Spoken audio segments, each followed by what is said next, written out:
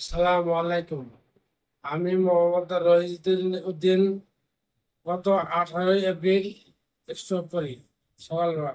এর আগে আমি গ্রাম্য চিকিৎসক হিসেবে গরু ডাক্তারি করি এবং প্রাণী সম্পদের ভ্যাকসিন টিম লিডার হিসেবে উপজেলা প্রাণী সেবা অফিসে কাজ করি।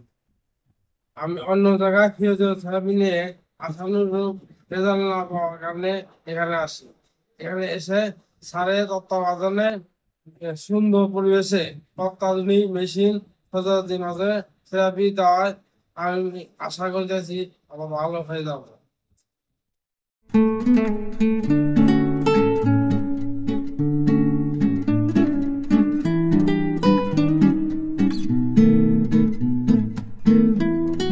ভালো করছে।